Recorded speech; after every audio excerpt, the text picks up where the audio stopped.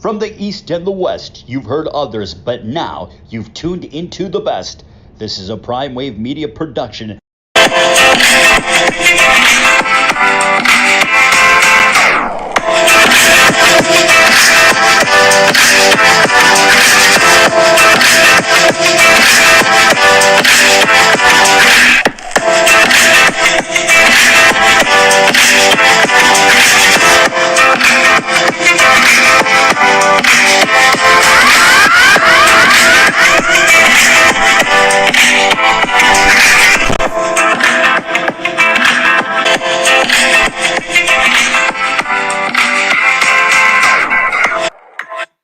What's up, world? It's the one and only Pop DBIC, the Primetime Capper, and it is time for the premier sports betting show, the Primetime Angles Live. And I got my main man with me today, the Don of Cape Cod himself, Jeff Dawson. What's going on, brother? What's up?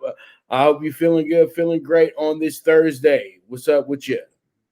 We're feeling great. We're a week away from the NFL draft. Baseball has been great. Taking a little TO from the crazy NBA world and getting ready for some playoffs for the NBA and NHL. But all is well in our world. How about yourself? Oh man, it's business as usual. You know, Jeff. Every day is is something new. You know what I mean? So pretty much that's how I look at it. You know what I mean? So hey, just living, baby. That's how we go. That's how we roll. And just taking it one day at a time, trying to make sure that, you cross the T's, dot the I's, all that good stuff. All right, so let's jump into it. Eagles are not naming Hurts the starting quarterback yet. Give us some info why they would not do that at this point right now. You don't want to give someone the job who kind of already has the job. I mean, they kind of took Wentz and said thanks, but no thanks, moved him over to the Colts. Hurts is their guy, but with that being said, where they are in the draft slot, a lot of options. Do you add an O-line? Do you pick up a defensive back? And add another wide receiver. I heard some talk yesterday about adding a wide receiver where they grabbed Rieger last year. So it is Jalen's job, but they just want to make sure that he goes out and earns his job. Well, you know what? I think the Eagles are playing possum with this right now, and Jalen Hurts is going to be a good insurance quarterback for them. I think that they're drafting the quarterback at 6, Jeff, to be honest with you. And if Justin Fields is still there, why not? Because the thing is, when you look at it, his upside is going to be much better than Hurts, because Hurts is, to me, a one-trick pony in a sense. He's a good game manager, but he's not tossing the ball down the field, and literally he's running for his life every time he gets an opening. So I don't see him as their guy. As I see him as a stable quarterback for them, but not as their starting quarterback. You kind of get my drift, Jeff? Well, you hit a good big point there. I mean, if Sewell's there or the Northwestern O-lineman and Hurts is your guy, like Cincinnati's going to be staring at the same thing.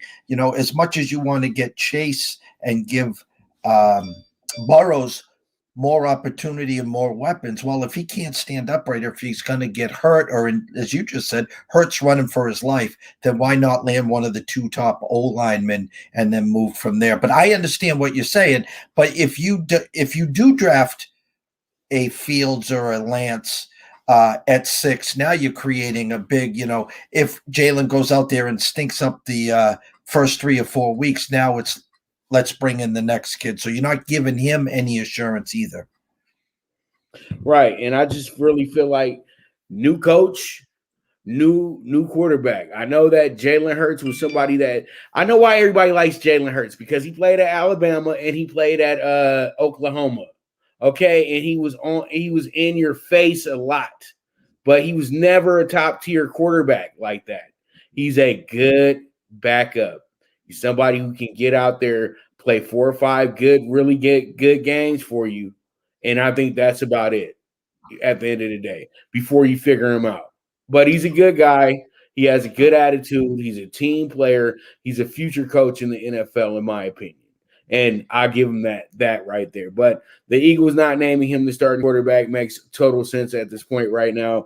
And we'll see how it goes late August to see if he really goes ahead and earns the job, and see if he can Dak Prescott himself into Philadelphia lure, because it's tough to make it in Philadelphia, boy. I'll tell you that right now. Come on, Carson Wentz, they was in love with the guy. They was ready to give him the every cheesesteak for free in the city. Now he got to pay double for those when he comes back to Philly. All right, so let's go ahead and get into the draft. We haven't been talking pass rusher much in this draft. The pass rusher is usually a top 5 situation, in this in usual drafts, but this year is different because a lot of people are thinking quarterback, and pretty much people are starting to figure out that you can get a pass rusher off the street too. So you look at it, you got Paye, and then you have from Michigan, and then you have Jalen Phillips. I've seen Phillips play over the last few seasons. I prefer him over Paye, to be honest with you, if I'm a guy looking for an edge rusher. But for the first time in a long time, I don't think that there's going to be a top 10 edge rusher this year, Jeff. To be honest with you, I don't see no teams have said they need a pass rusher, even though there are several teams in the top 10 that do need pass rushers when you look at their defensive stats. But you know what? These guys might wind up being AFC West guys, because everybody knows that in that division that you got to start drafting these high-end pass rushers to really combat the Chiefs. But to me, I don't see the Chiefs as being that scary next season, Jeff. To be honest with you, you got Mahomes, who's too famous now for himself, you know what I mean? Because everybody's now telling him he's the greatest quarterback since sliced bread and, blase. But I think I saw a lot of things in that Super Bowl, even though, he was hurt, quote unquote. You know what I mean? I saw a lot of things in that Super Bowl where he got to mature a little bit more to become that guy that they really want him to become. You know what I mean? Tom Brady is a machine about this thing.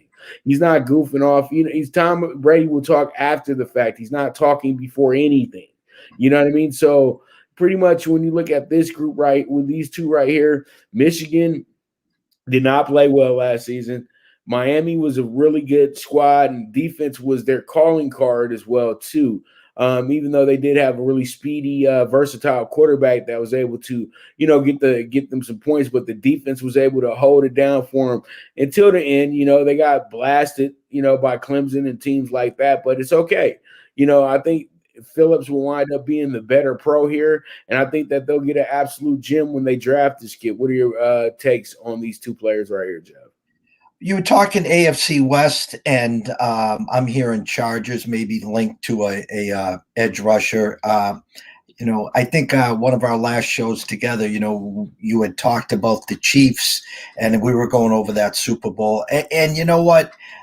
It was kind of the perfect storm for Tom and company. Their defense just got so much more better, and the Chiefs just started dismantling themselves with the O-line and the turf toe or whatever the injury was to Pat. Pat's going to be there. The Chiefs will be there.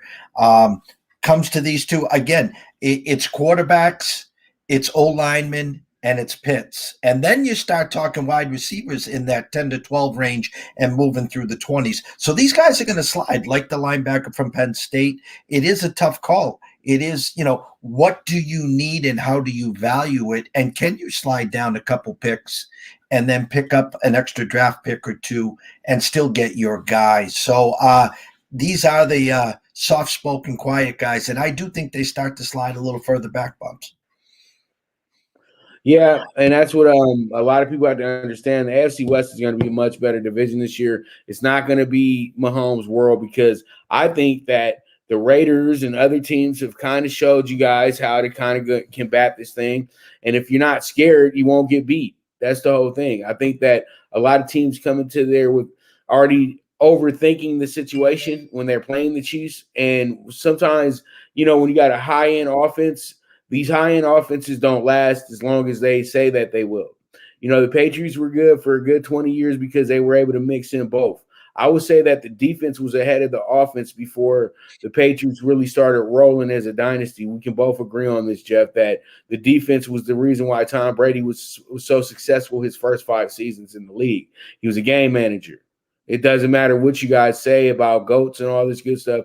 There was Willie McGinnis and Ty Law and all these awesome high-end defensive players, Teddy Bruschi, the coach on the field, and Tom had what? He had Branch and Givens. Those guys are not going to the Hall of Fame anytime soon. And he had the A Train, who actually carried his butt the first season as well too. And Patriot fans can agree with me on that one as well too. A Train was tremendous. Anthony Thomas that first season with Brady. You know what I mean? Tough, rugged, and got those tough, rugged yards that you need. So pretty much when you look at this, I think that you got two exceptional players, and I think that both will be solid wherever they go. But I just think that Phillips, it comes from the U, so the thing is he'll probably be a little bit ahead of Paye, just a bit. But Michigan and Miami edge rushers have always been, a very valuable asset for a lot of these teams. Now, let's go ahead and talk about some college basketball. And Johnny Juzang entering the draft but keeps his eligibility. What are your thoughts? Should he stay or leave? His stock's never going to be higher. What a tournament the kid had. He was just absolutely lights out. And he just, when they needed a bucket, he was there. I like the idea. Hey, listen, I'm going to go see where I land. And if he's got to come back, UCLA is one of the top 4 or 5 teams going into the preseason next year. Do that. That's your smart move right now. Don't go all in, and be a late first rounder. I have no idea where they think he might go. It's a good draft. It's not a huge draft. So where, there's stars everywhere. So if you can go back to school and you're happy there and increase your stock and be a top 3 pick next year, I think that's the smarter move. But I like the fact that, hey, I'll dip my toes in. Let's see where I'm landing and then have the opportunity to go back. I think Juzang is a guy that played himself into the first round. He was already going to be a draft prospect this year as is, and he probably would have been a mid-second round pick, early second round pick. Now he's putting himself into the position to maybe go from 18 to about 25. I think if he stays another season, he'll be even better. He'll be able to be even more polished before he gets to the NBA, and he'll work on the things that he needs to work on that will make him a guy that can stick around in the NBA as well, too, and that's his defense, okay? And so pretty much I think that Johnny Juzang, if he wants to really, really go ahead and get paid in the NBA, his freshman year was a wash at Kentucky. He was supposed to be a one-and-done at Kentucky, too, Jeff. I'm very familiar with him because he played over at Harvard Westlake over in North Hollywood. So pretty much this kid has been on my radar for a while. And, he's a Cassius Stanley's teammate as well, too, the kid that played at Duke. And he was a much better player to me when they both played together at Harvard Westlake. So you see Cassius Stanley didn't get any love last year in the draft.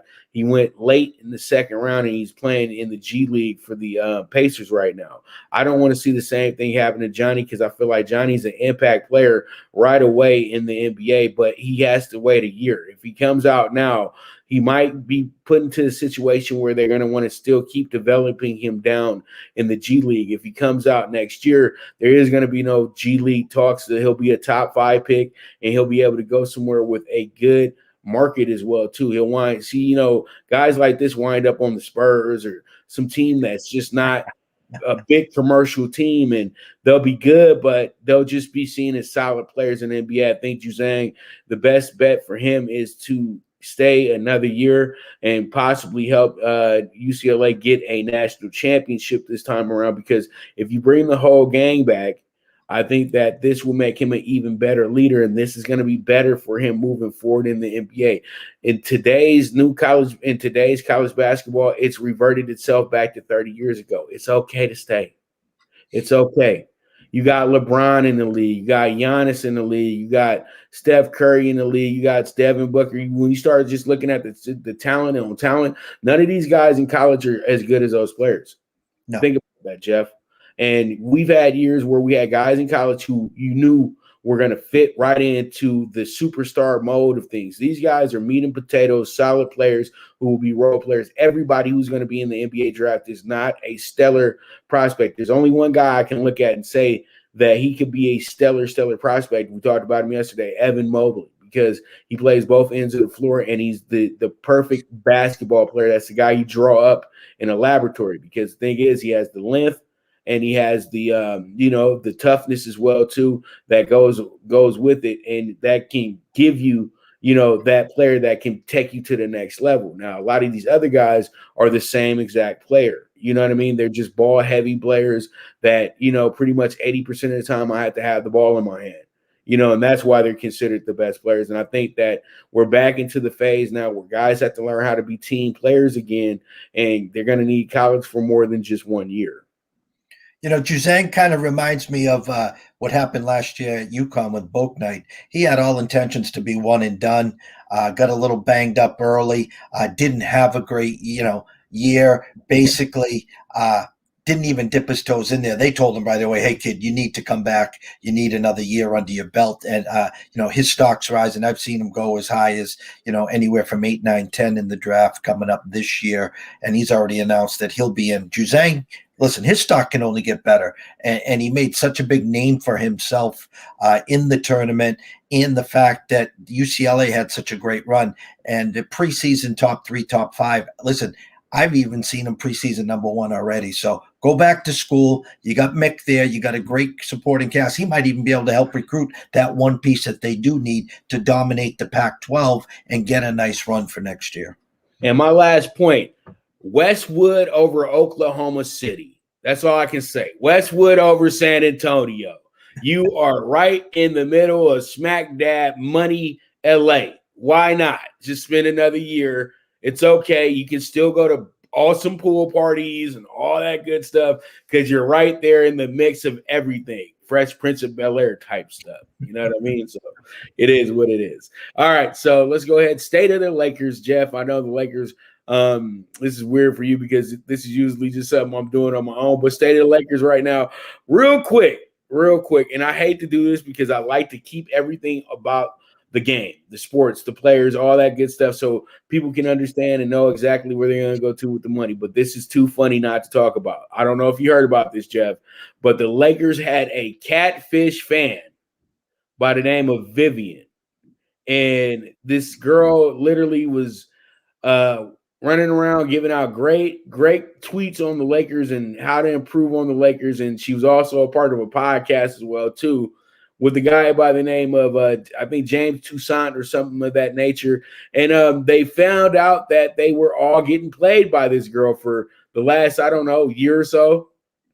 And the funniest part about it is I followed this girl as well, too. And I even asked her to come on to the show. Well, it's not a girl. It's just a person. I think it's a guy sitting behind the computer just entertaining everybody. But I asked that individual to come on to the show, and they said, well, I'll think about it. And from what I found out, that person never wanted to be on camera. They said they're flaws, but they love to show their pictures and everything. So, one day I said the person was talking, ran off a little bit too hard about the Lakers, and I felt like, damn, stop acting like you're the coach or something like that. And, pretty much in the back of my head. So I said, you know what, I'm going to unfollow this one because you're a little bit too obsessive with what you're talking about. You know what I mean? Like you're getting into your feelings too much about this thing. It's just basketball. You know what I mean? So, and then we come to find out this person has made waves all over the basketball world right now. I couldn't believe it. It made the New York Post, Jeff, but a lot of things make the New York Post as well, so I have to remember that part. So pretty much Vivian is not real.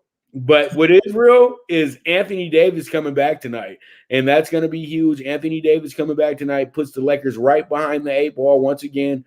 And you know what? It's going to be really good because this reminds me of when we used to have Paul Gasol, and everybody gives Paul Gasol way too much credit, in my opinion. But Paul Gasol used to be protected by 2 individuals, one named Lamar Odom and one named Andrew Bynum. Now we have Trez and we have Drummond in place to protect Anthony Davis. And that means to protect you from big time, matchups with the other big man. They protect you from getting right down and too rugged down there in the post and giving you your individual sets against a mismatch literally every time you step onto the floor. And I think this is going to be huge tonight. And the Lakers are actually getting bet down as we speak. They opened up as a plus 140, Jeff.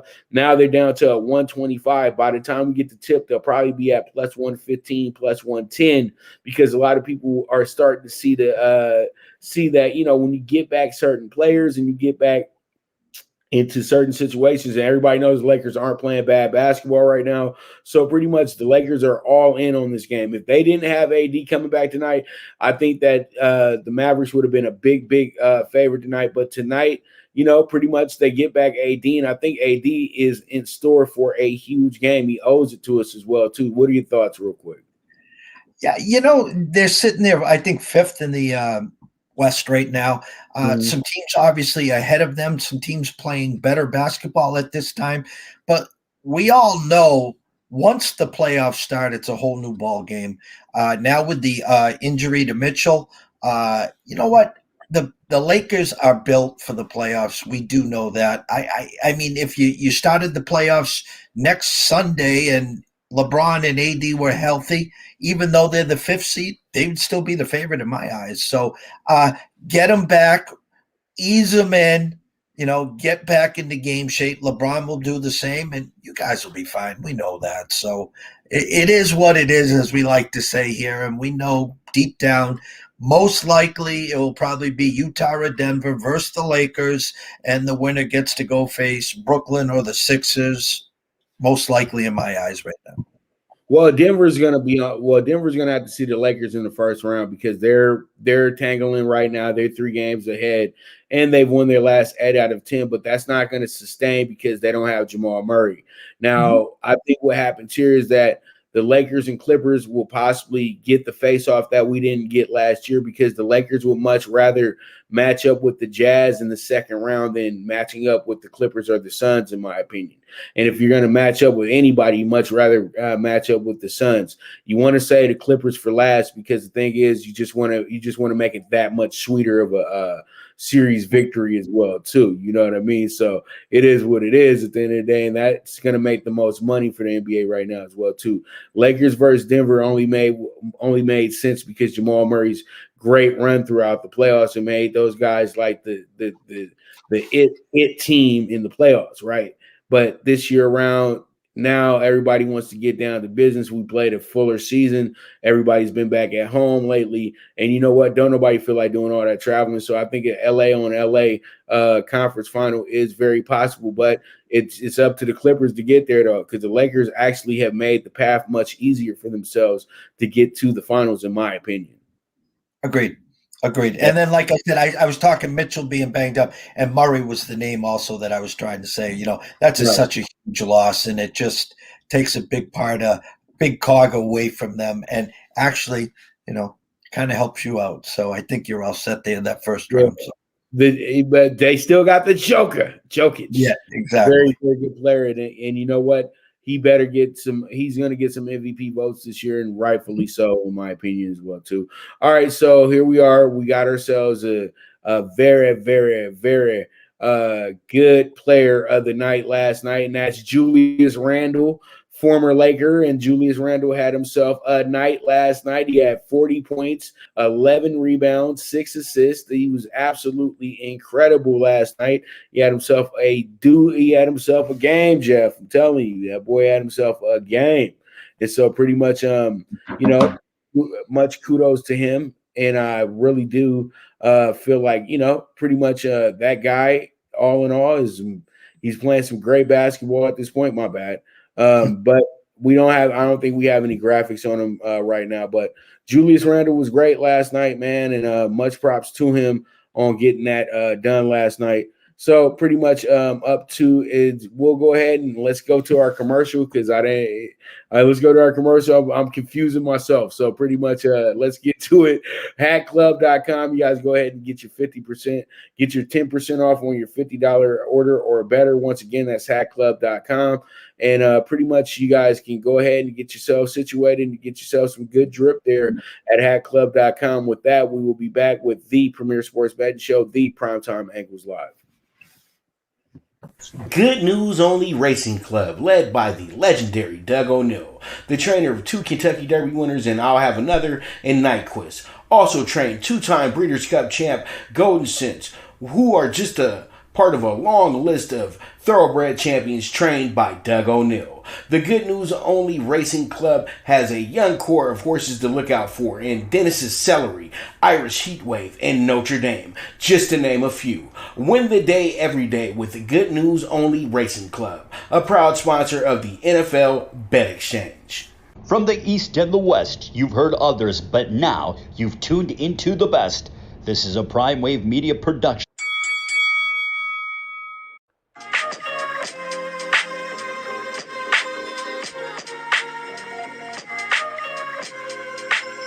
Tune into Big Wave Boxing every week with a brand new guest with the one and only Pop DiBiase, the PrimeTime Capper, getting the best boxing stories, best boxing angles, and the truth when it all comes down to the sweet science. Tune into Big Wave Boxing on the Prime Wave Media channel on YouTube.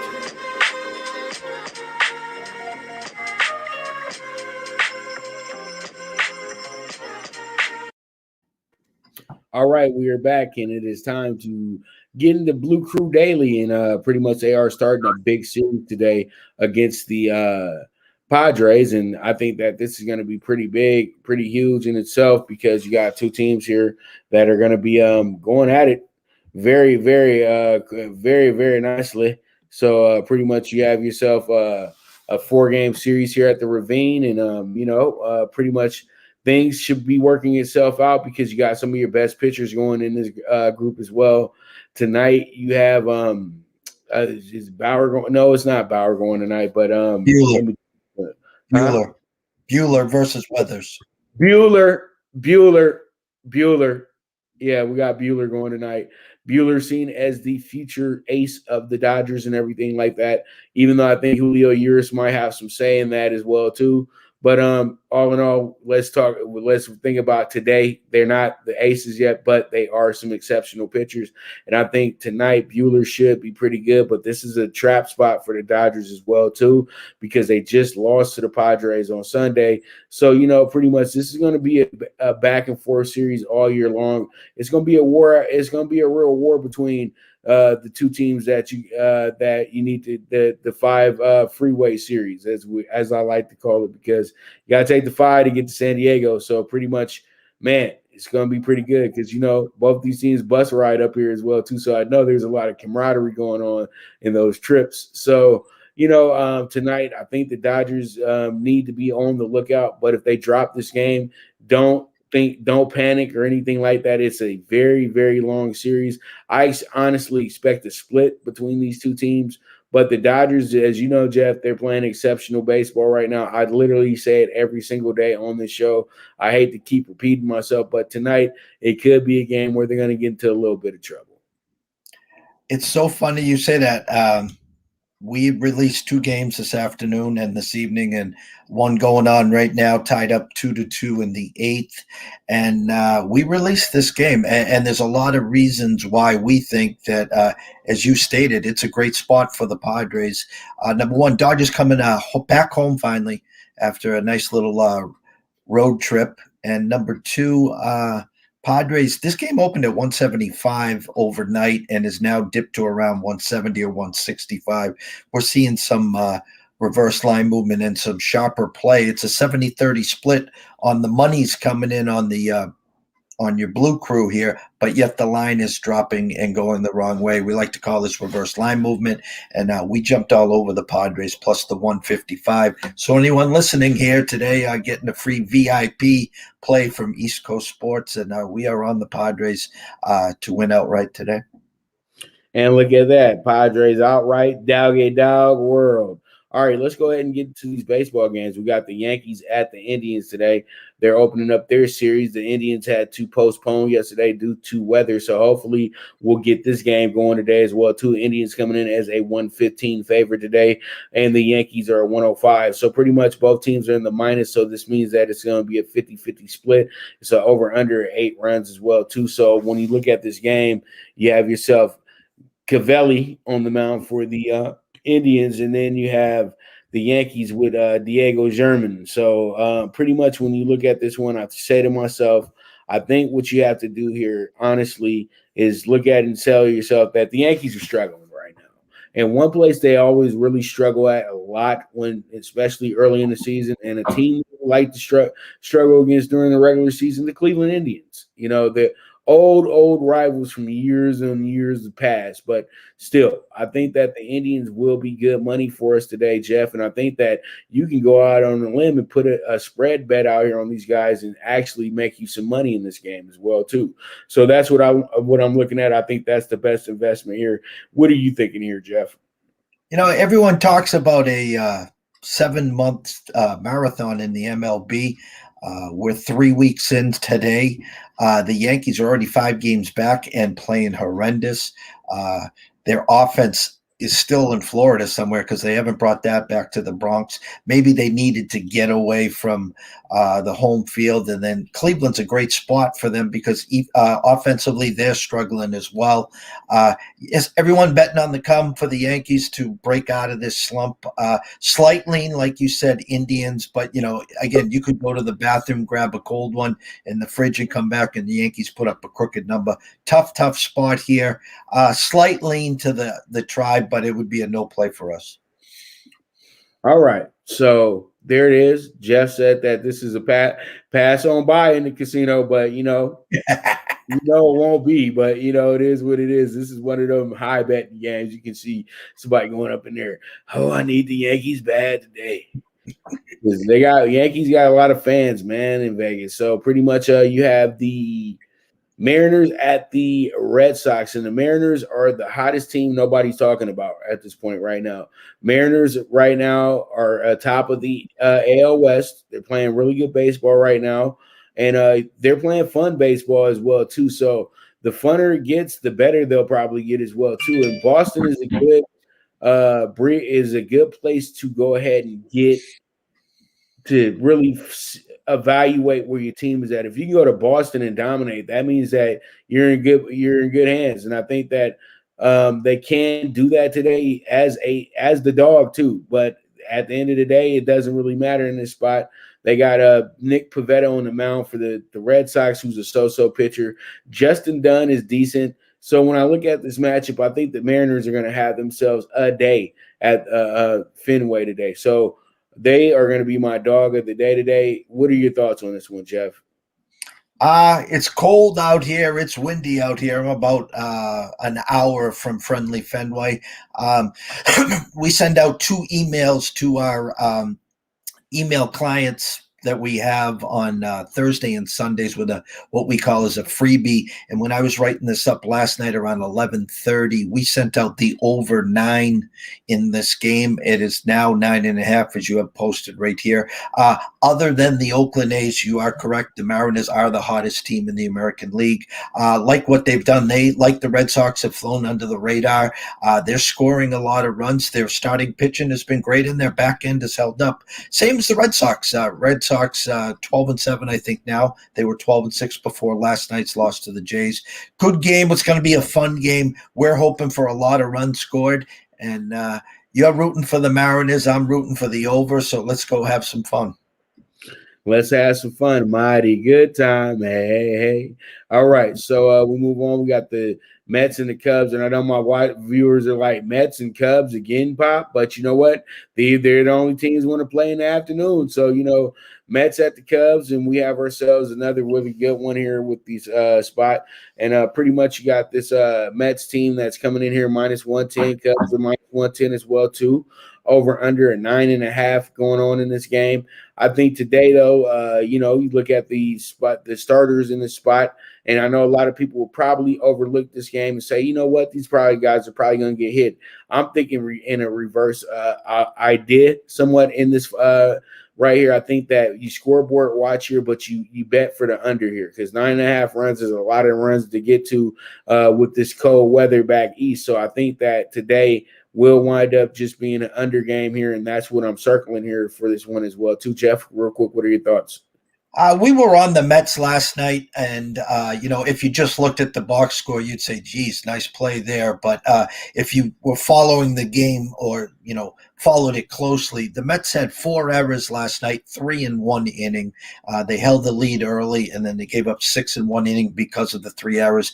I haven't seen such sloppiness, and it's just crushes me because you can study numbers all day, all night, but you cannot handicap errors and stupidity. And the Mets were the front page New York Post, back page New York Post, you name it. They were horrendous last night. So if they had any, self-awareness and what they did last night and to their fans, I would have to lean Mets in a big, big bounce back. But if you handed me $100 today, Pops, and told me to place it on the Mets, I'd tell you to go grab dinner and a couple drinks and stay away. I was disgusted last night.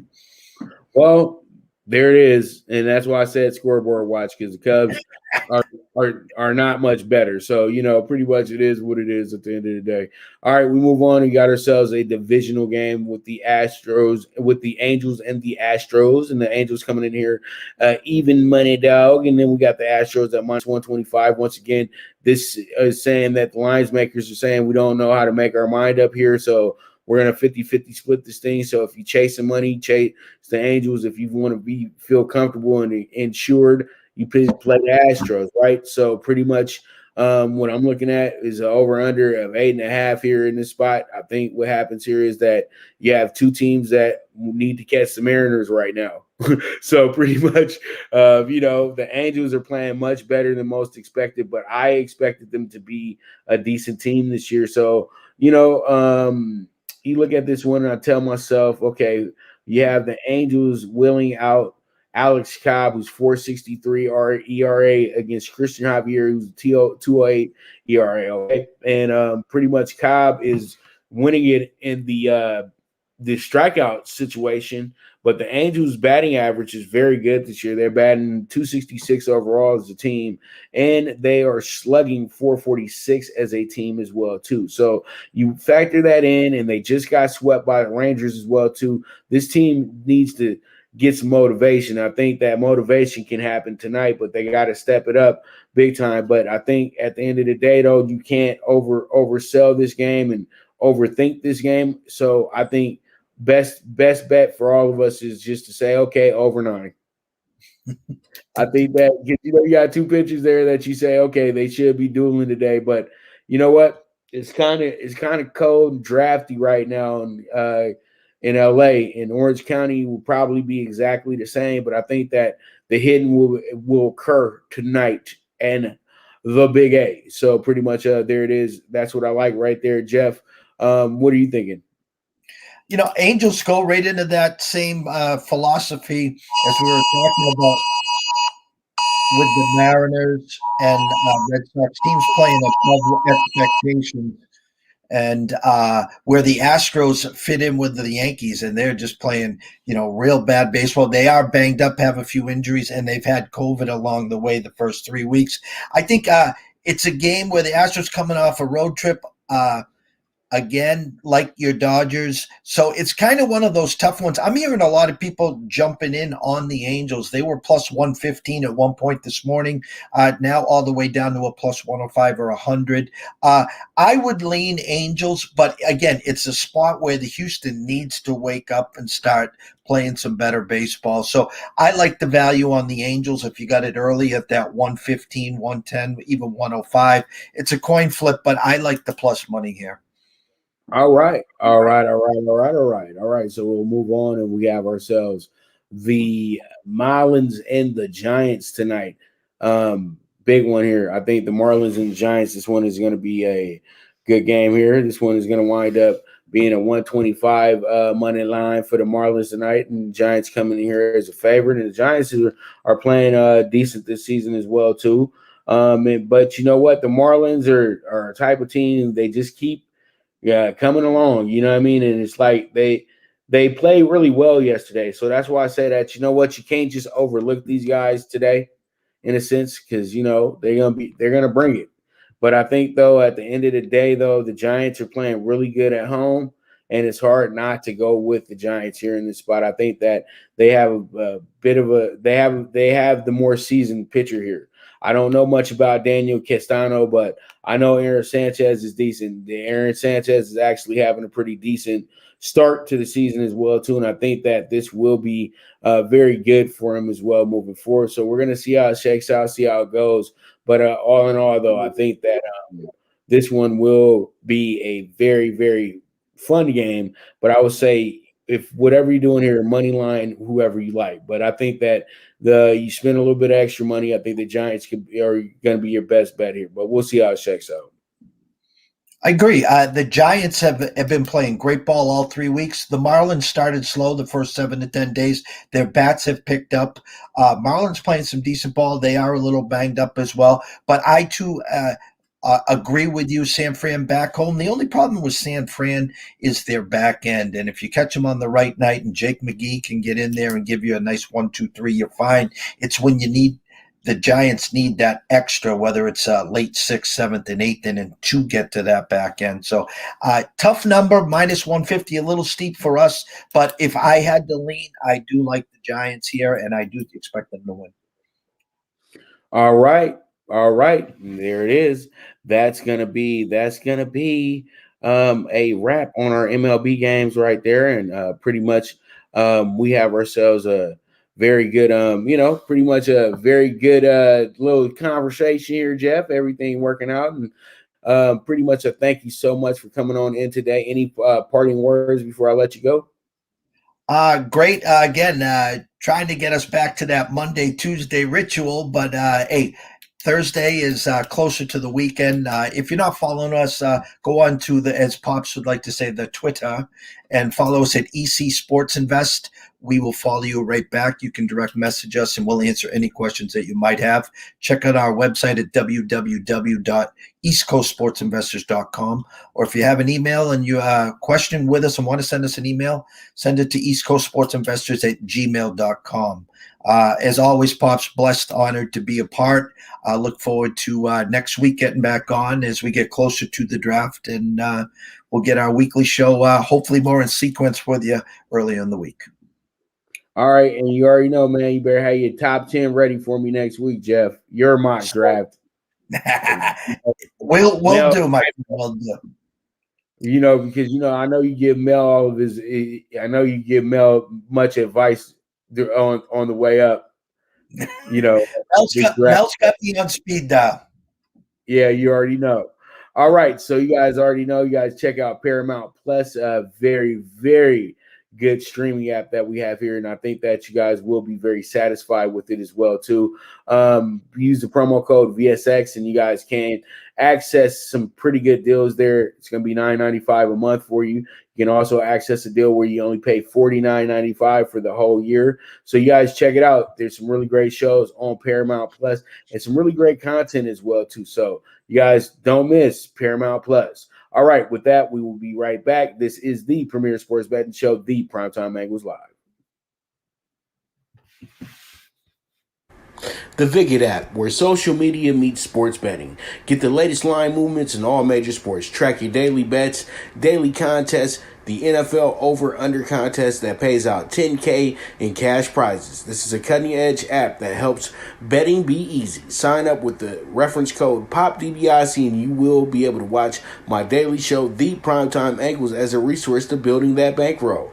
Viget is available in your Apple or Google Store on your iOS or Android. The social sports betting app, Viget.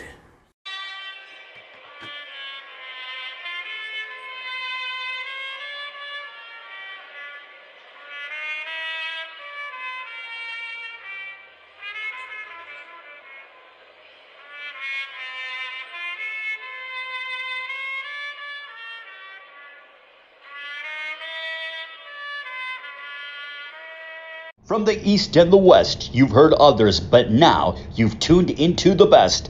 This is a Prime Wave Media production.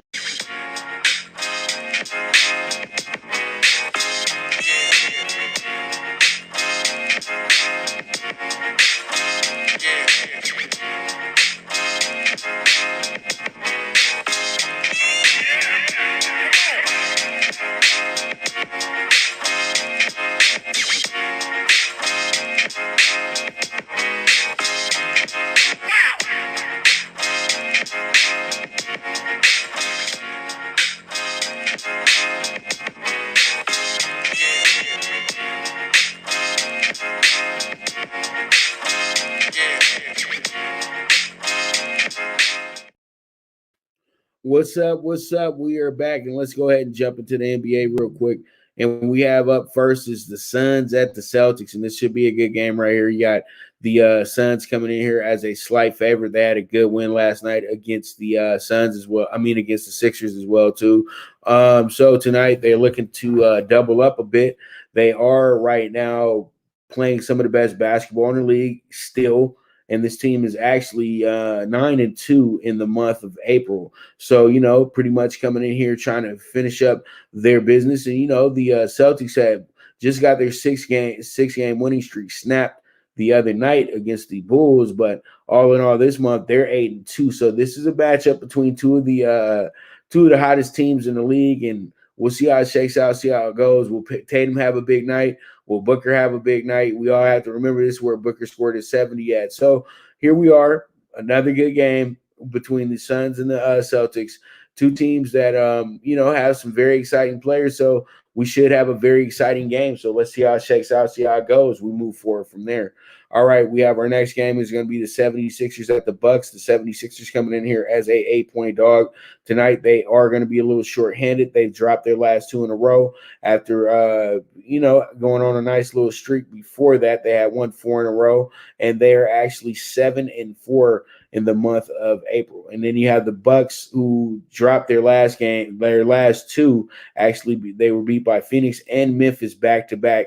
But, all this team is 4-5, is actually 5-5 this month in the month of April. So, the Bucks just going through the motions a little bit, but they still have a substantial lead in the Central Division this year. So we have the Pelicans at the Magic for our next game. The Pelicans coming in here as a 9-point favorite at home, on the road, I mean. And then you have the Magic, as usual, in a kind of in a bad spot, but you got a team in the Pelicans that have lost 4 in a row after, it looked like they were getting things together, but that wasn't too much of the case. They're 4-8 in the month of April. And then you have the struggling Magic who have won 2 games this month and lost 9. So they're 2-9 in the month of April. And it's just, 1, 2, 3, Cabo. That's what it's looking like right now with this team.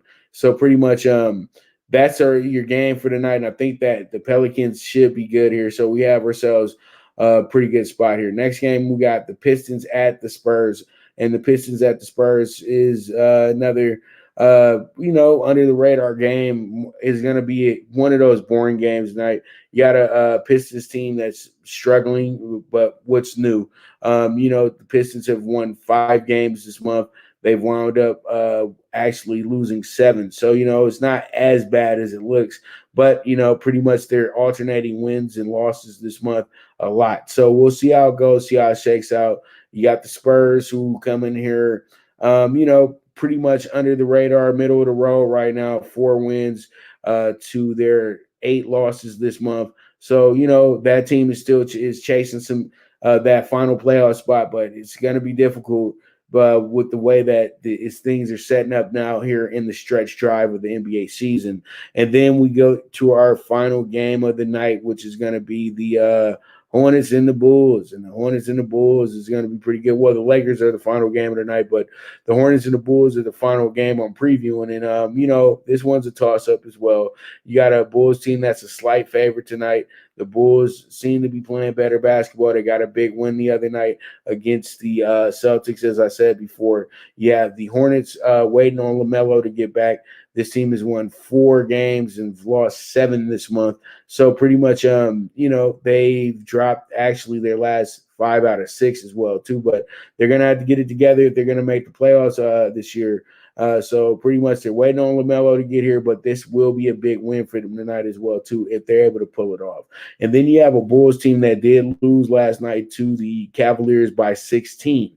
But all in all, though, their month has been okay. They've lost 5 and they've won 5 and lost 7. So pretty much the Bulls looking to bounce back from a bad night last night. This will be a really, really good game. But I do like the road team a bit more in this spot. So we'll see how it shakes out, see how it goes. And that is our NBA Thursday preview for you, all right? So you guys can go ahead and check out Fubo TV. Fubo TV is very fun, interactive. You guys only pay $55 a month, and it's yours. You get all the sports you want. You guys can get it for free in the show description link that's sitting right there when you guys watch the show. So there's 7 days free on me right there with Fubo TV. If you guys like it, keep it, and you guys won't be sent to have a credit check or anything of that nature. And then once you're done with it, you're done. They're not going to send you any final bills or anything of that nature. So Fubo TV, well worth the price of admission. All right. So with that, we will be right back with the premier sports betting show, the Primetime Angles Live. Now you and your friends can compete in the sport of kings and win big with Stable Duel. Get the app, pick your horses, and get in on the thrill of horse racing with daily games competing against other players. Bring home the glory and the cash, and move up the annual leaderboard while you leave your competition in the dust. Get in the game with Stable Duel. Play, race, win. Good News Only Racing Club, led by the legendary Doug O'Neill, the trainer of 2 Kentucky Derby winners, and I'll have another in Nyquist. Also trained 2-time Breeders' Cup champ Golden Sense, who are just a part of a long list of thoroughbred champions trained by Doug O'Neill. The Good News Only Racing Club has a young core of horses to look out for in Dennis's Celery, Irish Heatwave, and Notre Dame, just to name a few. Win the day every day with the Good News Only Racing Club, a proud sponsor of the NFL Bet Exchange. All right, we are back with the stretch drive of the show right here, and pretty much it's Talkin Tickets, and let's go ahead and jump into the MLB PrimeTime PK6. We got the 69-1 PK6 ticket going. We got the Indians at plus 170 on the spread today. We got the Mariners dog of the day at plus 145. We got the over 9 with the Angels and the Astros today. The under 9.5 with the Mets and the Cubs. The Giants money line at minus 150, and then we end with the Padres at plus 1.5. They are a minus 130 in that spot, and that's going to give us a freaky deaky 6-9-1. But don't be thinking like that. Let's go ahead and make some money in this spot. We move on, and let's go ahead and talk about the NBA Super High Five. We got a 25-1 here. You got the Celtics at a plus 115. I don't want to call them a dog of the day, but pretty much they are the only dog that we have here. So hey, it is what it is. Skin it, dog. And then we got the Magic plus 9. Today at home, and then the Hornets minus 105 today on the road, and then we got the over 225.5 76ers and Bucks, and then the under 216.5 with the Pistons and the Spurs. That will give us a 25-1 ticket right there. Let's see how it shakes out, and you guys can go ahead and make those bets over at Youwager, where the world bets at, and you guys can use my promo code VSXPOP. Once again, that's VSXPOP, and you guys will be able to get yourself a 50% match deposit. So if you put up 300, they'll match you with the 150 free play, and then you can start your sports betting journey. All right. So with that, that's going to be a wrap on today's show. I want to go ahead and send a big shout out to my graphics producers. I want to send a big shout out to my man Jeff Dawson as well too for coming on in and talking with me today, and pretty much shooting the breeze and giving you guys all those great angles and all that good stuff. And I want to thank you guys so much for tuning in as well too.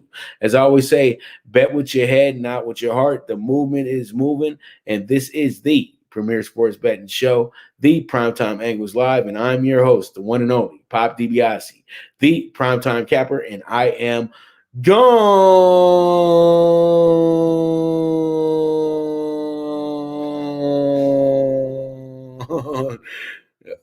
All right. All right. I'm gone. I'm out of here.